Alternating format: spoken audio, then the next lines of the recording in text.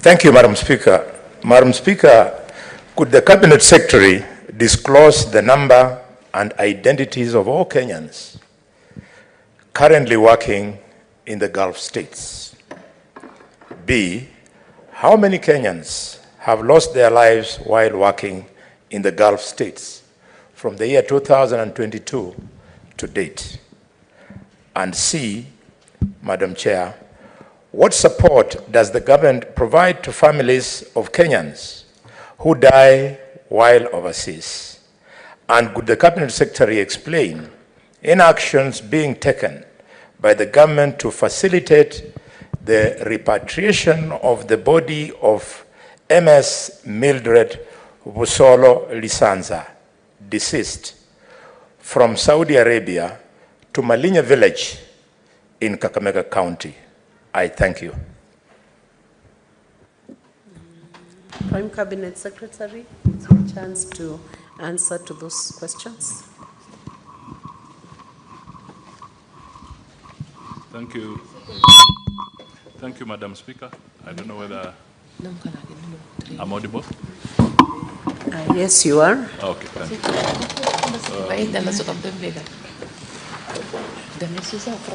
Thank you, Madam Speaker. But not too audible. I don't know why. The volume is quite low. Could you improve that, technical team? I can hear him well, but I'm not sure whether the senators at the back can hear him. You may proceed. Thank you, Madam Speaker. On the first question, I wish to...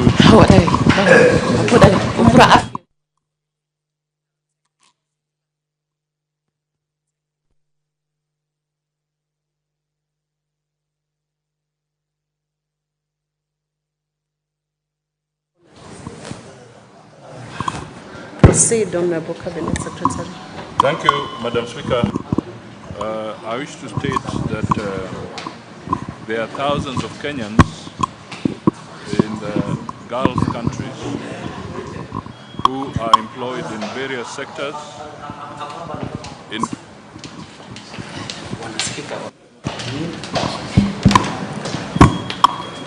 I think hold a bit, Honorable Cabinet Secretary. Take your seat. Technical team, we have a problem. We don't know where that mic is coming from. It's disrupting the proceedings. Can you clear the sound system? It's disrupting the proceedings.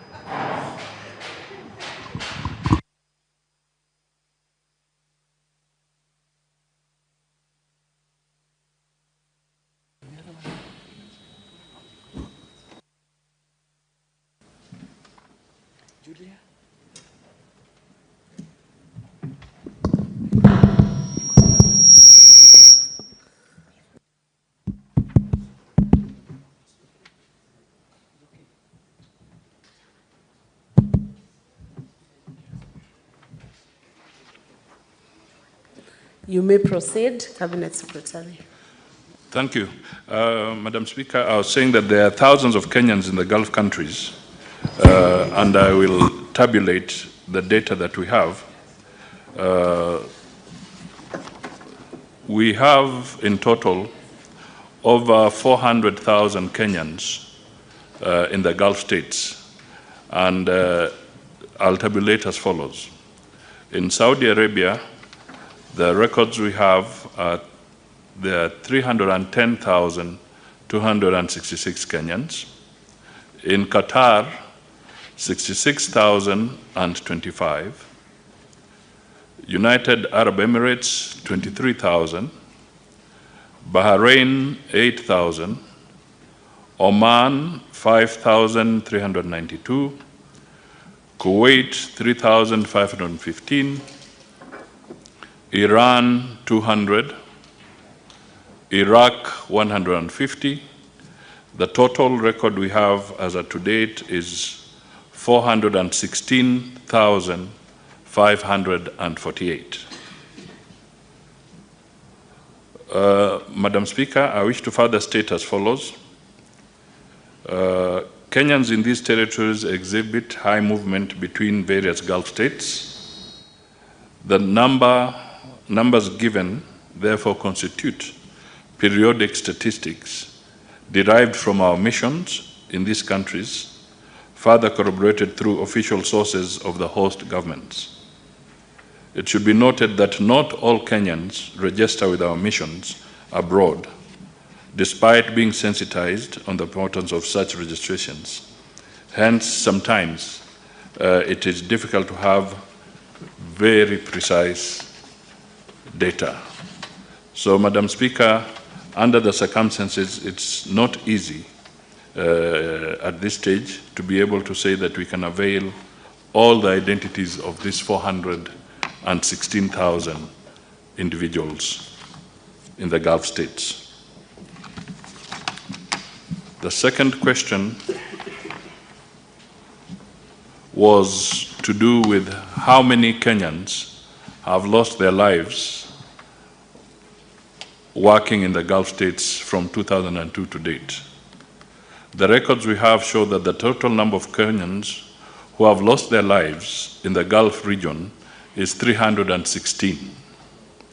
The breakdown is as follows: Saudi Arabia, 166, Qatar, 58, United Arab Emirates, 51, Iraq, 25, Bahrain, 10, Kuwait, 6, Oman, nil, Iran, nil. The total, 316. Aspect C of the question, let me see if I've gone carefully.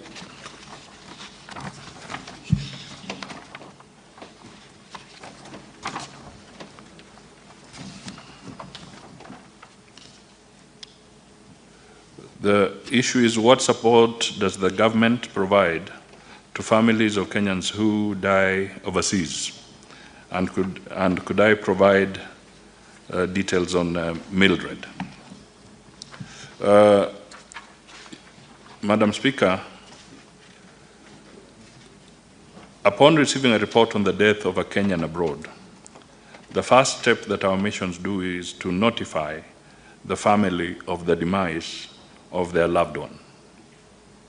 The ministry does this by liaising with the employer, the foreign recruitment agent, if they're foreign-based, and the local recruitment agent based in Kenya to establish information about the deceased and next of kin.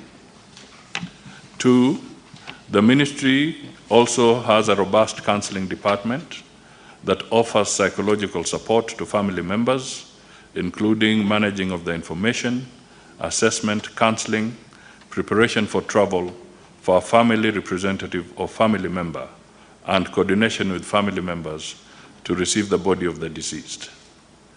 The ministry also establishes the migration status of the deceased where possible, coordinates with the employer, the government agencies, diaspora groupings, other stakeholders and the family, while ensuring that the body of the deceased is well preserved ahead of repatriation back home.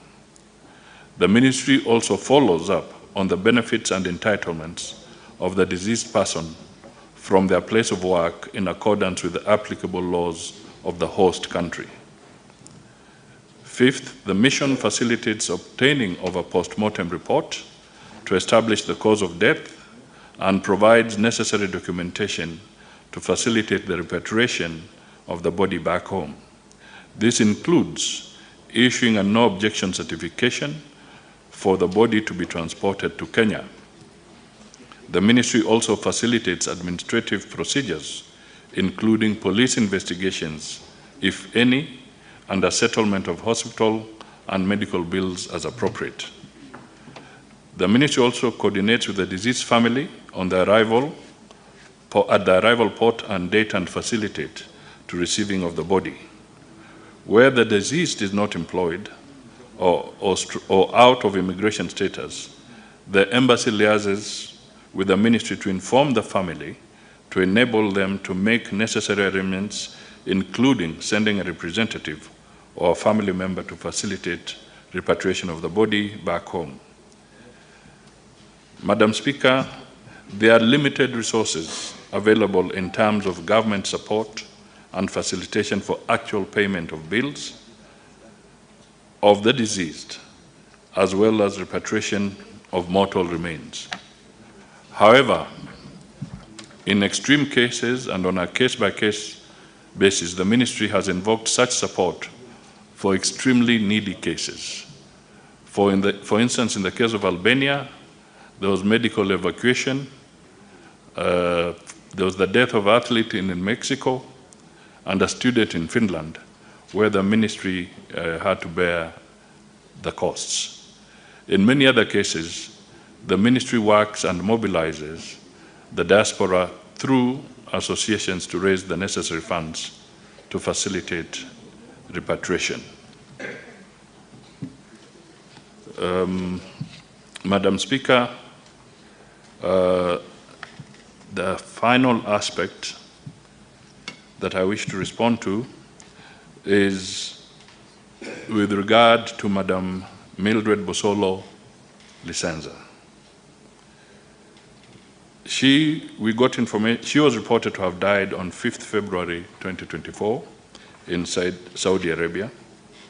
The mission established that at the time of the death, the deceased was employed on a valid contract.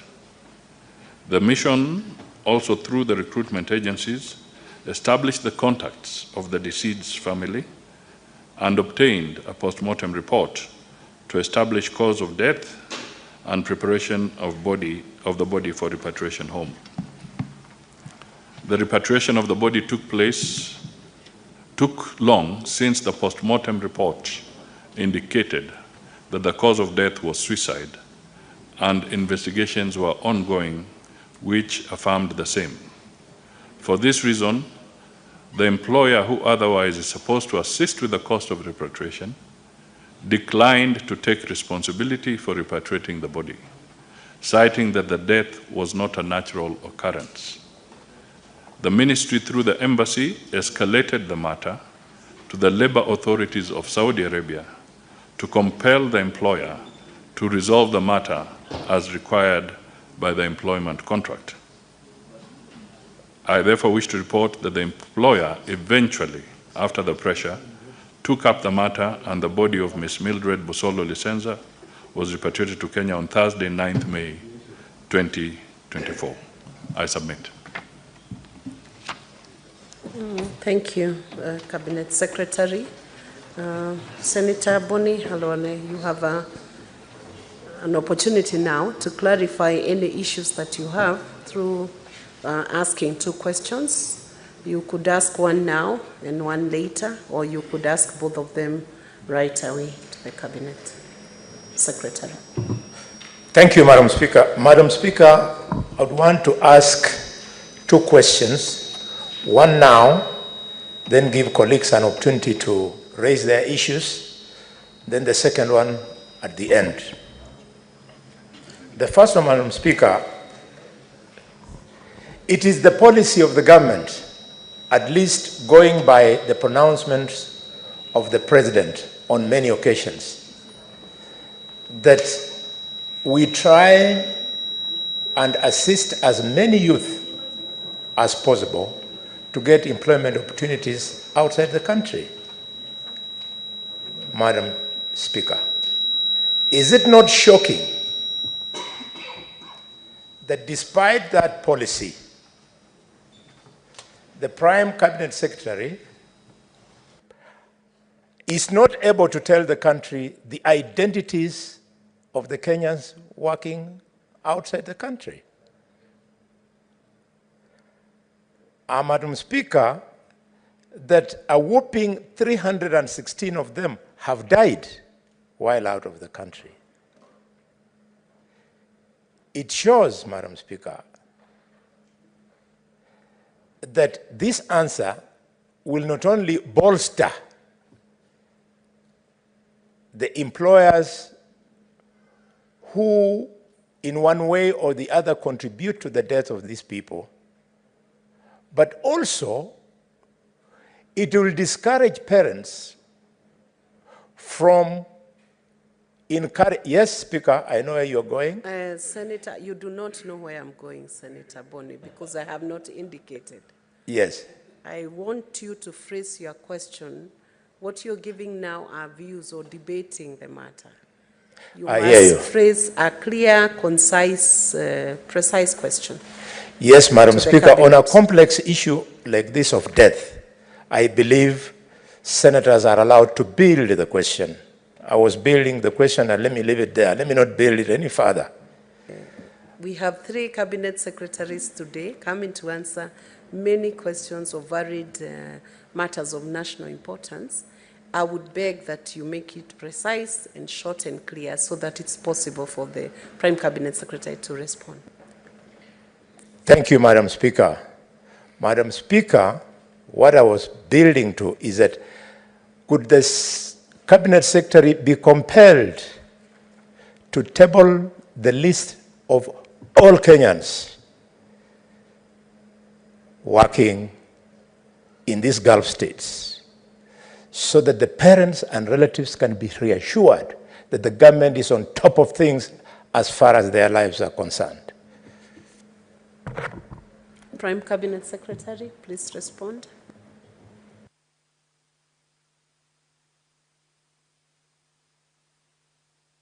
It's gone again. Okay. Madam Speaker, I wish to state that we can, based on the records we have within the embassies, avail, because we are talking of about 400,000. In fact, to be precise, 416,058 individuals. We can work on having this brought to the Senate.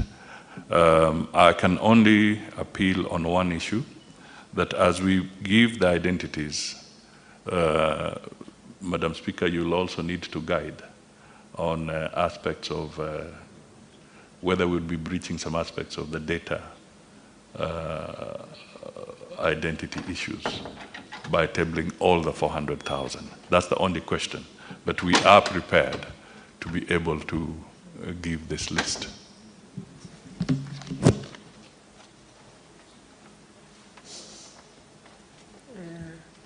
Maybe to give a guide on that, tabling of that data will be subject to the Data Protection Act.